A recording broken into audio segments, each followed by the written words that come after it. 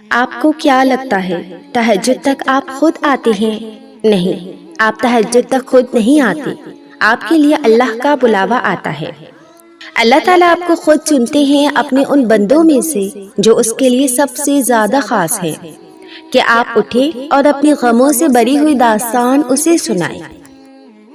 یہ وہ پہر ہے جہاں صرف آپ ہوتے ہیں اور آپ کا رب ہوتا ہے، ورنہ سوچے جہاں پوری دنیا سو رہی ہو اور ایک بندہ اٹھے اپنے رب سے باتیں کرنے کے لیے، اپنے رب کے سامنے حاضر ہونے کے لیے، اسے یہ بتانے کے لیے کہ اس کا بندہ تھک چکا ہے، کمزور ہے، بہت کمزور، حالات کا مقابلہ اکیلے نہیں کر سکتا، بتانے کے لیے کہ دنیا بڑی ظالم ہے، اپنے رب کو بتانے کے لیے کہ اس کا بندہ اس کے کن کا منتظر ہے۔ جو تہجد کے سجدوں میں روتے ہیں انہیں کبھی کسی اور کے سامنے رونا نہیں پڑتا۔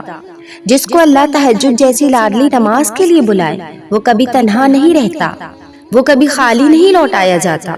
جو ہاتھ دعا کے لیے تہجد میں اٹھا کرتے ہیں وہ رب ان کا برم رکھا کرتا ہے۔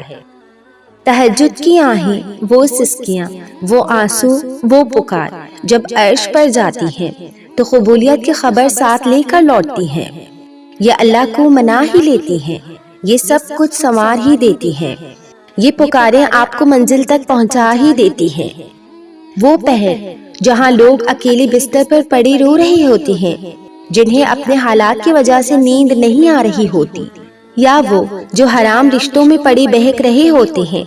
وہ پہر جہاں لوگ سہارا ڈھونڈتے ہیں کہ کوئی ملے جس سے اپنے غم سناؤ، کوئی ملے جو دل کا حال جان سکے، اس وقت آپ کا رب آپ کو اٹھاتا ہے کہ میرا بندہ مجھ سے باتیں کرے، مجھے سنائے اپنا حال دل، مجھ سے مانگے جو مانگنا ہے کہ میں اسے عطا کروں، کہ جو اس کی خواہش ہے وہ میں اس کی جھولی میں ڈال دوں۔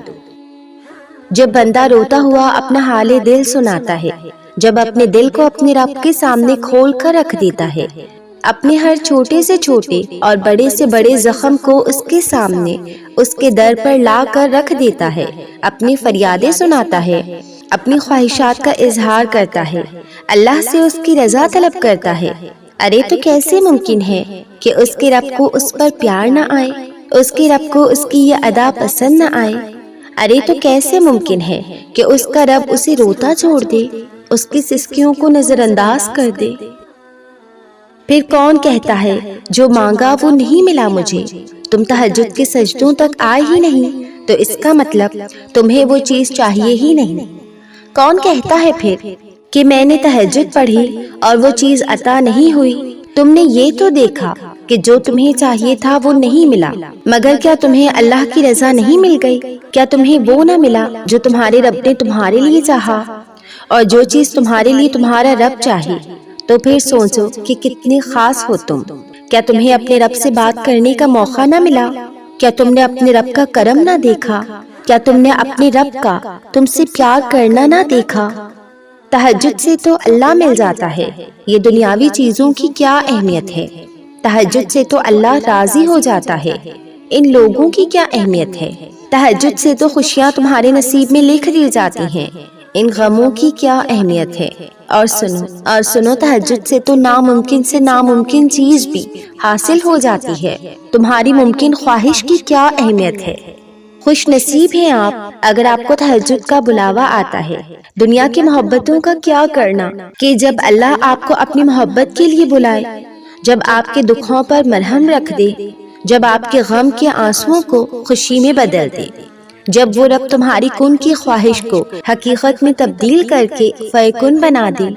دعاؤں میں اگر دل لگنا شروع ہو جائے تو جان لو اللہ تمہارا مقدر بدلنے کے لیے راضی ہے۔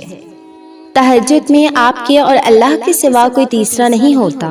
اس وقت کی گئی گفتگو اور آنسو سے بری ہچکیاں، یہاں تک کہ جو دل میں بھی کہتے ہیں ہم، وہ صرف اللہ سنتا ہے۔ تب دل کرتا ہے سر کبھی سجدے سے نہ اٹھے، عرش والے سے بس باتیں کرتے رہیں، اور یقین کریں اللہ بہت پیار سے سنتے ہیں اور جواب بھی دیتے ہیں، معجزوں کی صورت میں۔ اس لیے کہا جاتا ہے تہجد تو عشق کی نماز ہے، ایک بار بھی عشق قضا ہو جائے تو سکون نہیں ملتا کہیں بھی۔ اگر تہجد میں کوئی خاص بات نہ ہوتی تو اللہ کیوں تہجد پڑھنے والوں کے لیے پہلے آسمان پر آتا؟ صرف یہ پوچھنے کے لیے کہ انہیں کیا چاہیے۔ اللہ ان کی دعائیں 7 آسمانوں کے پار سے بھی سن سکتا ہے، لیکن پھر بھی اللہ ان سے ملاقات کے لیے تشریف لاتا ہے۔ تو جیسے اللہ نے تہجد کو باقی نمازوں سے جدا رکھا ہے، ویسے ہی اپنے تہجد پڑھنے والوں کو بھی سب سے جدا رکھا ہے۔